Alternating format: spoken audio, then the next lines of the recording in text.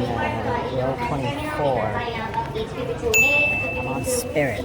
They charge for all the seat assignment, the big seats, whatever. I'm not trying to get a big seat. I'm just gonna jump into like row 14 right before the exit row because I saw 2 seats open there.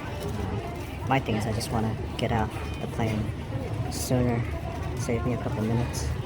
So let's see how that goes.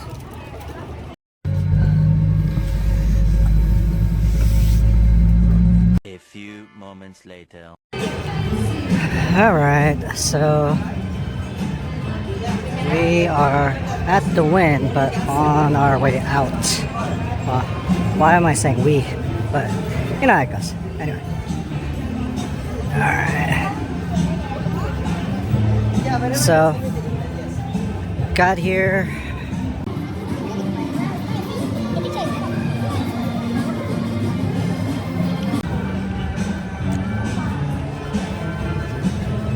Alright, so we're leaving the Wynn. Had a good run. Started off rocky. Took a spin at roulette for $800. Missed. Bought in at Crapless for $1,700. No good. There was one other guy, and we just kept sending the dice back and forth. When I was down to about 400, I just took those chips over to the regular craps table because I saw it empty. And then I bought in for another 2,500. So by that point, I'm in for a total of 5,000. My first row was no good. It's just a couple hits. And then when it came back to me, second row was on fire. Yeah, hit a bunch of points. Needed the aces and the yo for the bonus, but ended up having a come out 7 wipe it. Pressed it up. And then needed the 10 for the toss side. Never got there though. But I got all my money back from earlier, and we were sitting at about 5,400. So yeah, that was a good spot to stop. And then I saw that the Crapless was empty again, so I went over there. I had $5,000 chips, and I only exchanged one of them, and I kept the rest in the rack. But I didn't need to buy in anymore, exchange anymore, because with that 1,000, I had a great roll. Ended up hitting one side of the bonus eventually for a quarter on it, so that paid $750. But no, it was the hard ways, the points, and a couple extremes along the way. So yeah, colored up for a total of 9,400. No, 96.70. So we're up.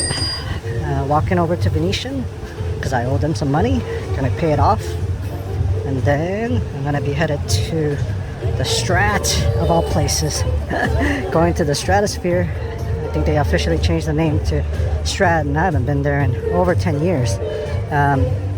If memory serves correctly, the Strat is the first place in Vegas to have the Crapless game, and I remember going there and playing it, and I tried to play it like a regular craps game and got wrecked. I didn't realize, after a couple passes, I realized, oh, everything becomes a point, which is no good. There's no room for the dice to breathe. There's no come out rolls for those 7s to kind of get out of the way when they come out in bunches. So yeah, and I didn't understand like the concept of trying to bet the extremes. So yeah, that was not a good session. So after that, I was very anti-Crapless. But I just gave it a try for like 15 minutes. So yeah, so I avoided Crapless for almost 10 years. And it was only about 2 years ago when I started playing it. Sometimes kind of had no choice because all the other tables were full, and so I just wanted to give it a try. You know, I didn't want to play at a packed table, or you know, maybe there was no spot. So yeah. But now I love it. It's total degen, right? Who doesn't love getting paid 3 times and 6 times? You know, when those numbers hit. So yeah. Yeah, but you gotta approach it as a different game. You know, I hate it when you know, someone, well, okay, they can do whatever the hell they want, okay? But if you're gonna just play 6 and 8, you're gonna play combats, Crapless is not the place to do it. That's just completely wasting your money. The comeback loses that, you know, oh, the comeback is so great because of the come out rolls. No, you don't win on those 11s anymore. And what is a comeback gonna do if you 7 out? You know, when you have all these other bets out there. So yeah, don't play comebacks at the Crapless table. And so yeah, that's my rant. The dealers, when I was playing at the Crapless table, the earlier part when I was losing, there was a new couple that came up. They were asking questions, and I told them, hey, if you're just playing like 6 and 8, you should go to the regular table because this is not the table for you. They're like, oh, okay. But the dealers were like just reeling them in. He's like, oh yeah, just give it a try. It's like, dude, you guys are vicious.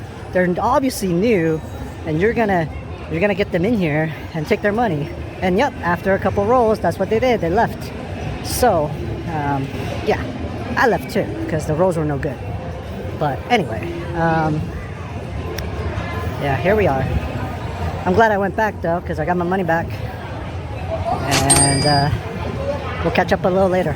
I'm about to go to the Strat to meet up with Bluff. We'll see if we can get any kind of filming or not. So, alright, we'll see. A few moments later. This is kind of new. We are at the Strat. I haven't been here in over 10 years. Let's go see if we can find Bluff. There's only one place he could be at.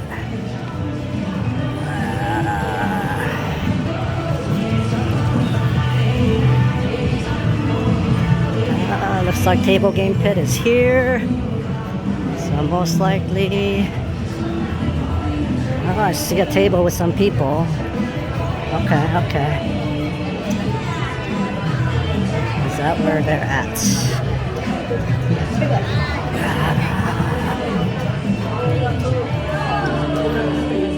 Bobby! So, how we doing? It was brutal, and then it was okay. Now it's better. Alright, but what's the situation with filming? Nothing yet. I got an email. So Have you asked them? I haven't asked them, but I do have an email to ask. To send an email. Alright. A few moments later.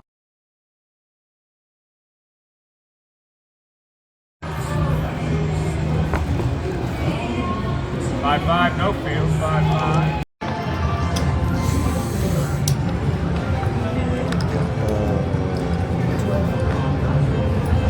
We had aces, ace-2s. Need a couple more numbers. Let's go. 8, easy. 8. 4 hard, 4. I'll be up here. Get back in. She's not. Take it to quarter, please. Quarter. A few moments later. So just killing time, waiting for our flight to start boarding. Yeah, so after losing a little bit at Palazzo, after paying off the markers, I hopped over to the Strat, found Bluff, squeezed into the table, played some Crapless. I had a decent roll. Then next 3 shooters, no good. And then the lady who was just throwing the dice downward into the table somehow just kept hitting numbers. She hit one side of the bonus. Yeah, we hit the tall side, and we just needed the ace deuce for the all. Never got there, but it was good enough. Springs move to E10. This is Los Angeles over here at E11. Alright, so Yeah, and by this time the table was packed. We had 6 people on our side, and I was squeezed into the very corner. I'm gonna post up a photo. Yeah, I had one rack with, but I stuck it out because we were making money, right? So I only bought him for 1,000, and I colored up for 24.50. Hey, that's a good turnaround, right? I made up for the $1,000 I lost at Palazzo, and then yeah, it was, I didn't have to rush to the airport. Just took my time and came here. Now, usually this is a good thing, but today I should have stayed and delayed my flight because it was Bluff turn to roll, and he's messaging me, and it's been an hour and he was still rolling. He just finished his roll. He just made 12,000 during his roll, so yeah, I missed out. A win's a win. I locked it up. Didn't have to risk it, so I'm up a little over 5,000. I just donated $50 at the airport on video poker, because what else is there to do, right? So that's that. But anyway, hopefully our flight is gonna start boarding. And man, of all the days for me to try to leave early on time, today was not the day. But then again, if I had stayed, everything would have been different, right? It's the butterfly effect. So, oh well. Be satisfied with the win. You can't go broke taking profits, right? So, yep. And we live to fight another day. All right.